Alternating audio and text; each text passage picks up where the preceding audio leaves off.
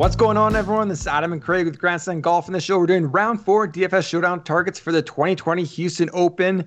Thank you so much for the support on our YouTube channel. Please subscribe if you have not yet already. We have the Masters coming up. We have a ton of content for you, so don't miss out on anything. Subscribe below. Craig, we're now in Sunday. We're going into the finale of the Houston Open. I mean, what have you seen so far? We have Sam Burns at the top. Yeah, no, I mean, it's been a good tournament. Before this week, I did not have super high hopes for the Houston Open, but I think the course has been awesome. Right. The field has been good. Yes, I agree. So yeah, I've been pretty happy with everything.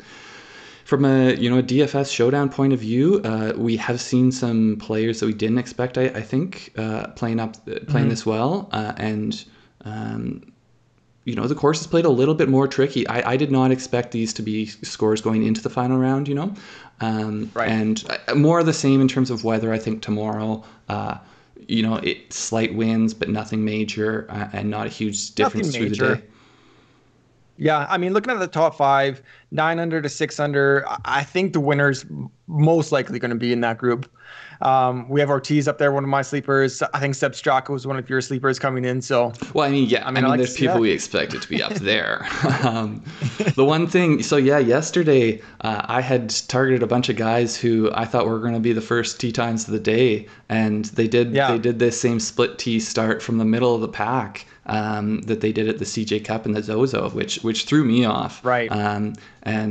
We didn't have tee times yet because Schwartzel was still on the course. But so if you are looking to get early starts, go and check out PGAtour.com and see, because there's inside out. Yeah, basically. It's guys around even that are starting first, and then it's going both ways from there. That Charles Schwartzel, man, he just put a wrench in everything. Yeah, just threw a huge wrench into the system. I mean, the one thing for Sunday, though, we have the DraftKings bonus points for the finishing position. So you can see on the left there, first is 13 points, 41st to 50th is 0.5. Usually I don't factor these in too much just because, I mean, you get a couple birdies and you make it up. But the scoring has been pretty tough. Well, yeah, and you need to factor it in somewhat. It's just you don't need to make sure you're only picking guys from the top 10 currently on the leaderboard, because you do really need. First off, you need to diversify. You need to find those guys that are, maybe they're in 20th or something, but they're going to move up to 6th. Like the big movers in that top area, those are the ones you really want to find. Yeah, exactly. So, I mean, quick math, leaders at 9 under, top 5 is around 7 under. Scoring average we've seen kind of throughout, upwards of 2 over, but kind of last couple of days, 1 over or kind of 0 to 1 over. And I think we've seen this consistently through each day. Low round is 5 under. So there's not real low scores. Although it looked like Will Gordon could have had a bit more than that in him today. Jim just didn't quite finish it. But if you're looking for someone to crack the top 5, I'm narrowing my player pool to those at 1 under or better. That's just for me personally. I think people from even could possibly sneak into the top 5, top 10, but that's kind of how the math checks out for me. Yep, I'm cool with that. I think the real problem is you're just going to have to find ways to diversify, because I think there's going to be some extremely chalky picks. So, I mean, okay, we have Jason Day, Sam Burns, and Seb Straka, I think all in the mid to low 7,000s. Yeah.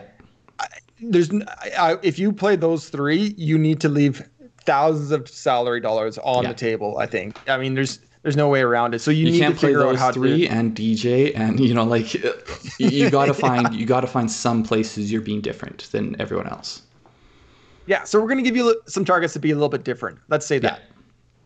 These are not the most obvious ones. These are the ones you put with some of the most obvious guys. Yeah, exactly. Hideki Matsuyama, I picked him after the first day. I'm going back. He's been 70, 66, 4 under the tournament, 14 birdies. 14 birdies I really like to see. He's actually second in the tournament with 14 birdies. I mean, he's countered that with 8 bogeys and a double bogey, but I really like to see that of anyone out there, I think he can sneak into that top pack and challenge those guys that's outside that pack right now. Mm-hmm. It's really weird. He's actually putting pretty well, which is nice to see with Matsuyama, especially going into the Masters, but he's negative in strokes gained approach, which is just really odd for him as a player. He's never in his career for a season been worse than positive 0.6. Yeah. I mean, I think he's 0.5 right now. But I mean, he's a blue chip stock when it comes to ball striking and especially approach game. Yeah. Yeah. So I really like Matsuyama to carry kind of his momentum from Saturday into Sunday. 9,000, no problem at all. I really like Matsuyama tomorrow. Yeah, I like it. I also think, Brooks, I want to say, is priced at 8,800 and shot a 500 today, if I recall correctly. And so he's going to attract a lot of ownership. So, I think that's an argument for playing Hideki is if you are looking for someone in that area, I think a lot of people will go to Brooks. And so you're diversifying a bit there. So the guy I brought up is essentially, if you do have salary that you want to spend, Tyrrell Hatton, he comes in at 10,500. I think a lot of people, he's only 2 under, so a lot of people are gonna be like, well, I don't want to pay up for this guy when I can get DJ cheaper. If they're trying to be, skimming in terms of salaries. But I think that he's going to be a great diversity play. I agree. I don't think a ton of people will play him. He's got 10 birdies, 5 bogeys, 1 triple. He did have a 0 bogey round today, which that's nice. Yeah, that's pretty darn good. Nice to see. He seems to be getting better every round, and his ball striking is great.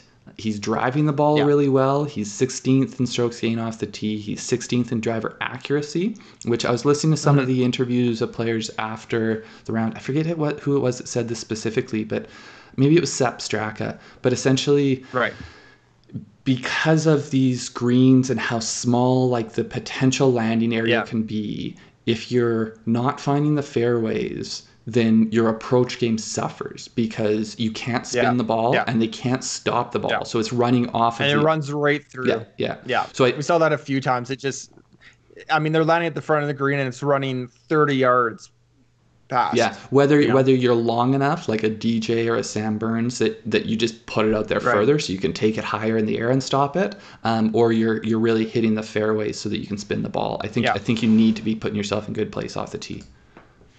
I haven't looked at his tee time as well, but I figured at 2 under, he's probably starting earlier in the morning. It's not super. The thing is, when they do this split tee start, it's not super early. He's sort of middle. I would say middle of the field. I think he matches up to this course, I think, really well. So I quite like it, even though the salary's up there. My next pick, going back, Erik van Rooyen. I had him for tournament long. I'm going back. He's done okay. He kind of had a little sweat making the weekend, but he's played okay. 71, 69, 69. He's at 1 under, 10 birdies, 7 bogeys, and a double. It's been really weird what we've seen. He's been really strong putting throughout the week, but he's been negative strokes gained tee to green up until Saturday. And then Saturday, I feel like he became himself again. He was positive 2.264. Negative before that, and then it shot up. And I think he can carry that into Sunday. Maybe he figured out something with the courses. Maybe he figured out something with his swing, but I'd like to see that. And then the quality of player he is, he ranks 6th in birdie average on the European Tour. So if you want someone to go low, like he has that ability to get those birdies, possibly eagle for you. Yeah, I think too, when you are looking at strokes gained in such a small sample size, and especially in a course where they have penalty areas, you hit one. So like, say he goes into, and I haven't looked through his shot tracker, but say he goes in aggressively at a par 5 and puts it in the water, like that does it skews it, even though you might be hitting the ball great. Aside from that, it really starts, it gets hard to show up. But I like EVR. I don't think he'll be super high owned, and actually somewhat similar price range to my next guy here, Shane Lowry at 8,000. He's 4 under. I think of the guys 4 under or better, he's sneaky. He will be one of the lowest owns. You got Brooks there. I want to say Finau might be at 4. I think that sounds right. But Shane Lowry does not quite have the name. I mean, he has some name recognition, but not quite the Brooks Koepka, Tony Finau name recognition. 4 under, 11 birdies, 7 bogeys, pretty straightforward there. He has gained over 2 strokes tee to green every day. He has, I want to say he has been just slightly over under strokes gained putting, and maybe just slightly under for the tournament. But it's just really that consistency tee to green. If you're gaining 2 there every day, I love that. Ball striking is good. He's 8th in greens and reg. He's 12th in strokes gained approach, and he's 21st in strokes gained off the tee. So, if he does go out there and get a hot putter, he could have potentially the low round of the day. But I also feel like he should have low ownership and a fairly safe floor. Well, the one thing I like about him is he's been under par every day. Yeah. That's consistency you haven't seen from really many people except the very top of the leaderboard. No, I like it. My third and final pick, Cameron Tringale, 7,600. Again, another guy that I mentioned earlier in the tournament. Not a great round, but I'm going back. I feel like it's there. So 70, 69. He's 1 under, 13 birdies, 10 bogeys, and a double bogey. So he's got a ton of birdies. He's just going to clean up a few things that's kind of sloppy right now. But improved, again, strokes tee to green each day. Negative 1.7, plus 1.5, and then plus 2.8. He's going to be like plus 5 tomorrow. If he continues that trend, it's going to be at least 4 or 5. That's the kind of improvement I like to see. You don't see it in his round scorecard, but seeing it in his ball striking, I think that kind of that might show even a little bit more than possibly the scorecard. So I think someone that can kind of continue that momentum, even though he's just 1 under, but can kind of momentum maybe backdoor himself into a top 10. Yeah, I'm trying to remember for my tournament long ones. I might have him. I've got a few that I've got 6 out of 6s on, and I can't remember whether he's one or not. So either way, I hope he does. But I think he's also right in that range, and same with McNealy, right in that range of the Sebs, the Burns. And that's why I actually have Mav McNealy here. So he's coming in at 7,400 on DraftKings. Aaron Wise is at 74. Sepp Straka is, I want to say, at 73. Jason Day is like all of these guys are around there. So you need to look for ones. I mean, Aaron Wise is -4. And McNealy's -1. So if you're looking at nothing past that, then you're gonna get higher ownership on Aaron Wise. So for sure, all things being equal, I would rather have the guy that's lower owned. He had a better day today, and I'm a little bit kicking myself because he was the last one I didn't bring up in this video yesterday, just because, so typically he's 12th in the tournament in strokes gained tee to green, gaining almost 2 strokes around. And the thing that typically we think of Maverick McNealy as a really good putter. But he's 54th in strokes gained putting this week, and he's losing almost a third of a stroke around. But you look at his numbers, he's +1 so far in this short season. Last year, he gained almost 2/3 or just about exactly 2/3 of a stroke. And that was top 10 on the PGA Tour. So you have to think he's going to be putting better today. Like he was positive today, but still negative on the tournament. You have to think he's not going to be negative. It's just improving, right? Improving every single day. And so, he's 12th in off the tee, 10th in approach, strokes gained this week. So if his ball striking stays good and his putter can get as hot as anyone. So if it gets hot, I think he could move dramatically up the leaderboard. And so, a lot of reasons I think to like him. I like it. I especially like targeting kind of the not chalk at that price range too. So I like that. Okay, thank you everybody for watching. Like I said, we have tons of master content. So out already, we have our first look DFS show on YouTube. Check that out if you haven't already. We released our podcast today, so you can get that on Apple, on Spotify. It's also on YouTube as well.